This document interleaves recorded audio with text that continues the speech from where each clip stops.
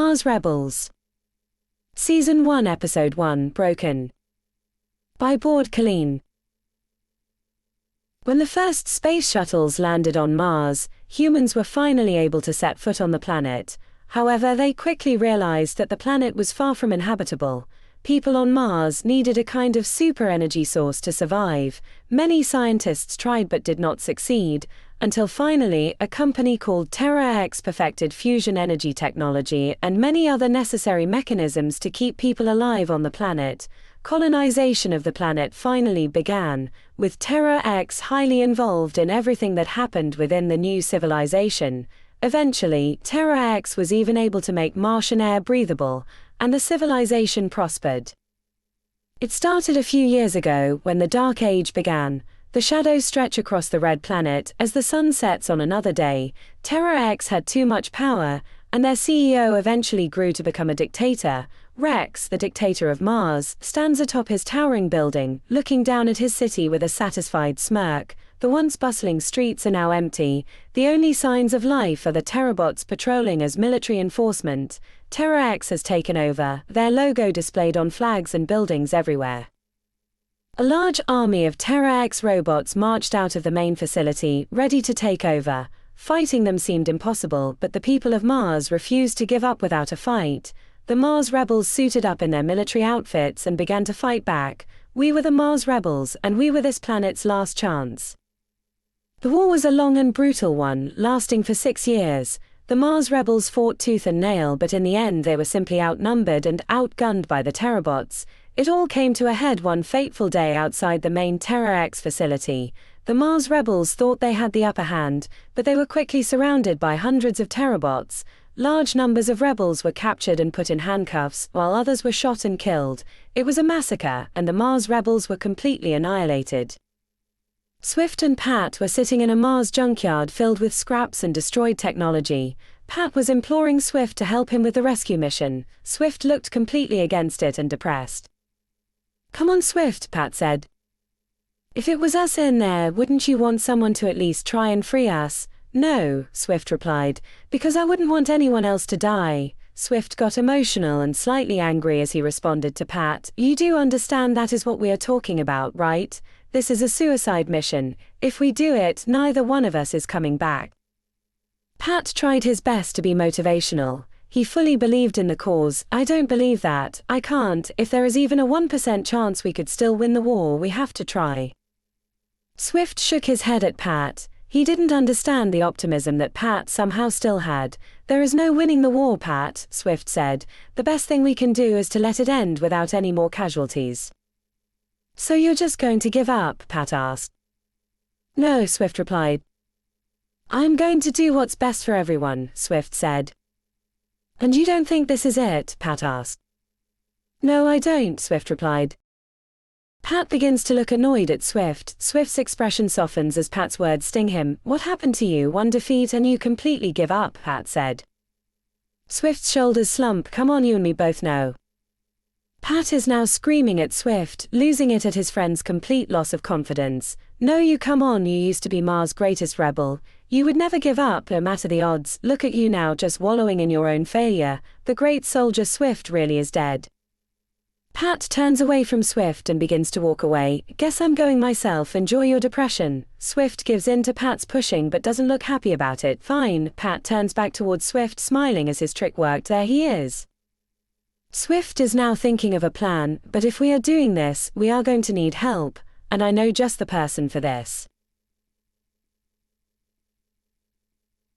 The outside of the main TeraX facility casts a large shadow over Mars. Rex, the CEO, stands at the side of his large office looking out of the window. His secretary, Clara, enters the office. She seems unsure of herself as she asks Rex a question.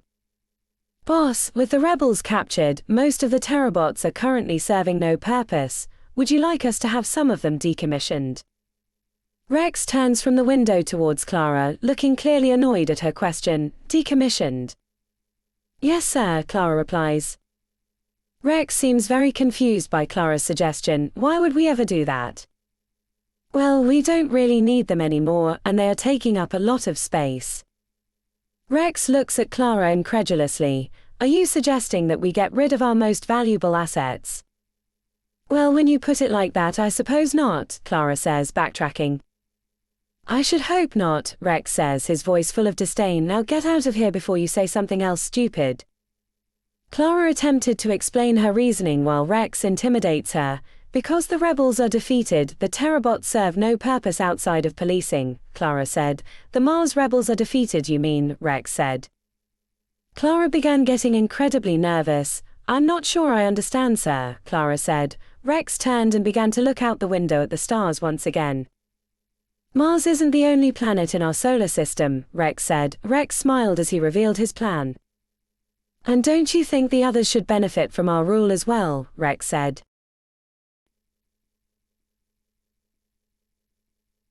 Swift and Pat approach a garage-like structure on the outskirts of the civilization.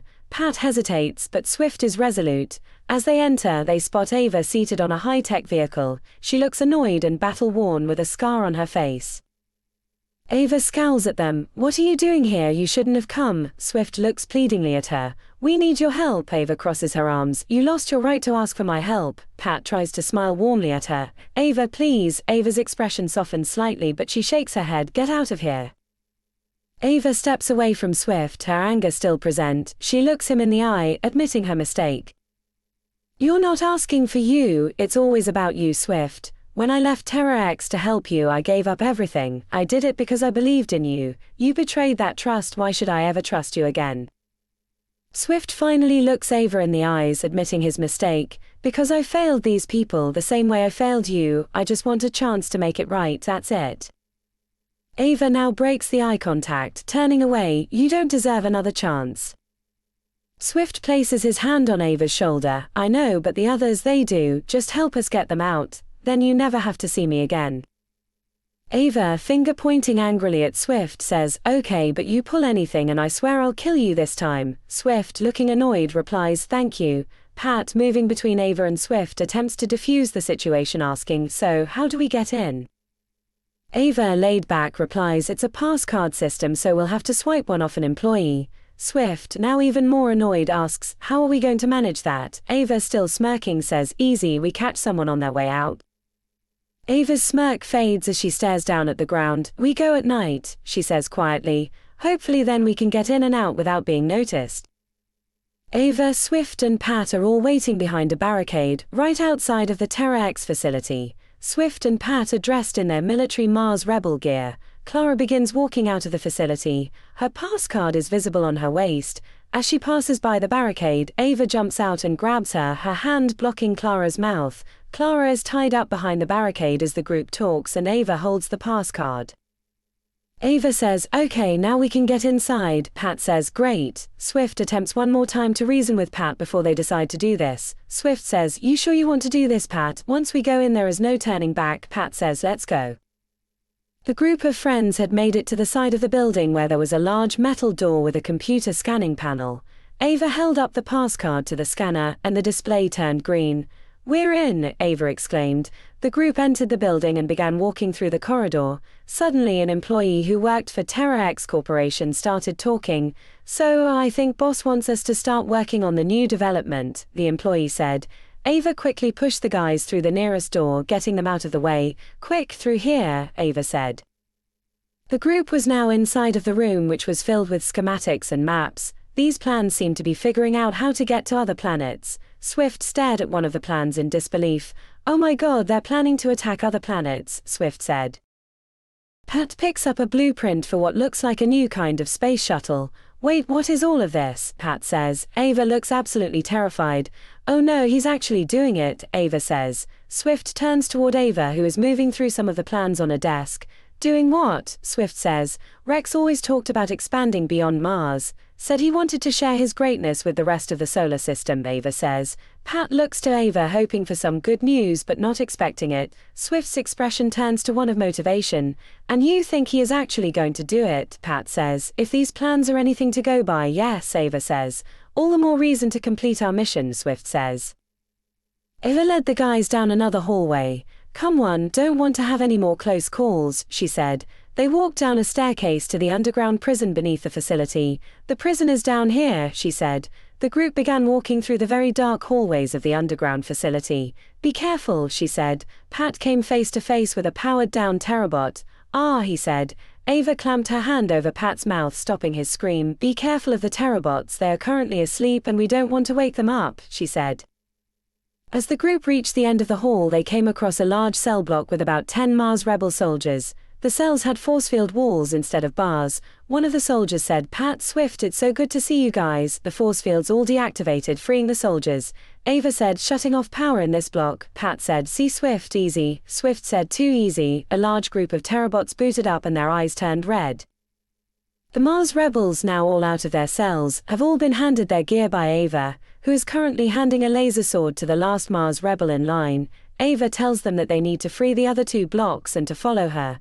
Pat heard a clanking sound and turned to his friends. "Swift, did you hear that?" he whispered. Pat's heart was pounding in his chest. He was sure that there was something out there, lurking in the darkness.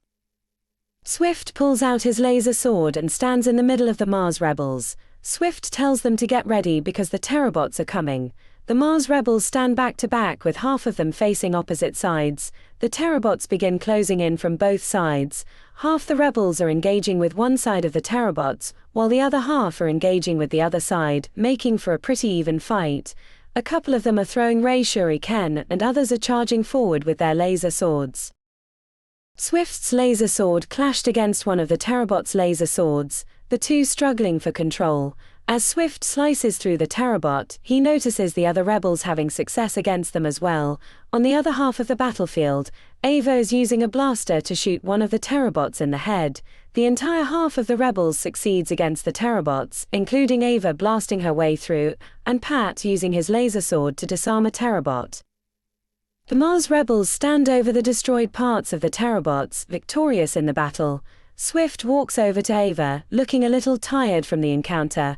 "We can't stay here much longer," Swift says. "Is there any way to deactivate all 3 blocks at the same time?" "Only by destroying the fusion reactor," Ava replies. Swift looks confident as he makes his decision. "Then we destroy the fusion reactor." All the rebels turn in shock as way more Terabots start coming from one side. "I think we better get going then," Pat says. The rebels begin running in the opposite direction of the Terabots. "The fusion reactor is this way," Ava shouts. As the rebels entered the room, they all paused to stare at the machine in the middle shooting a beam of energy upwards. Pat spoke up, guessing that it was the fusion reactor. Ava confirmed this. The Terabots followed them into the room, and the rebels fell back behind some machines in the back of the room. One of the rebels called out that there were too many of them. Swift looked over the cover, throwing 3 ray shuriken towards the Terabots. He called back to Ava, asking how to shut down the reactor. Ava looks nervous. "There is a lever underneath the main column of the reactor," Ava says. "You have to pull it out, turn it, and then push it back in. Then the shutdown will be initiated." The rebels are trading fire with the Terabots, who are moving closer to where they are hiding. "How is anyone supposed to get to the center of the room without getting roasted?" a rebel asks. A serious look spreads across the face of Pat. "I'll do it," Pat says. Pat, Ava and Swift discuss the plan behind cover, while the other rebels cover them. "Push the Terabots out of the room and I'll stay back to initiate the shutdown," Pat says. "But how will you get out?" Ava asks. "I will figure something out," Pat says. "It's too big a risk," Swift says. Pat stared down. He looked confident. "This mission was my idea. We are here because of me. I have to do this," Pat said. Swift and Pat shook hands, attempting to hide their emotions and stay positive. "Fine, just be careful," Swift said. "Yeah, try not to die," Ava said. Ava began firing her blaster to push back the Terabots and the other rebels followed behind, throwing ray shuriken. Swift began slicing through Terabots, clearly filled with rage and determination after his conversation with Pat. He sliced through 2 more Terabots as others fell around him due to projectiles from the other rebels. The Mars rebels are retreating down the hallway, fighting as they run. They are greeted with even more Terabots who cut them off from the door to the reactor room as the battle continues. Ava shouts at Swift, let's start moving towards the exit. The rebels are forced to start retreating down the hallway as the Terabots overwhelm them. Swift shouts back, what about Pat? Ava looks very concerned and shouts, don't Swift, not again. As the rebels are retreating through the hallways, fighting as they run, red lights begin flashing. A computer voice announces, reactor shutdown initiated. Swift shouts, Pat did it. Ava looks even more concerned as she shouts at Swift, great, now let's get out of here. All the rebels exit the facility and back outside into the night. About 50 rebels total have escaped. Pat is nowhere to be seen. Ava and Swift are sitting where Pat and Swift were in the beginning of the story. Swift looks very depressed. I can't believe we left him, Swift says. You did the right thing, Swift. Think of everyone we saved. Ava replies. Swift looks down in shame. A tear rolls down his face. I know, but it just feels wrong. Come on, Swift, it's not your fault. You know that, right? Ava says as she rests her hand on Swift's shoulder for comfort. It was Pat's mission. It's wrong he isn't here for the victory, Swift says. This is what Pat wanted, wasn't it? To take down TeraX once and for all. Ava attempts to reassure Swift, the Mars rebels once again suiting up, getting ready for the war that looms. Pat gave us a shot to win this war, we need to take it, Ava says. Swift nods his head in agreement, understanding what needs to be done.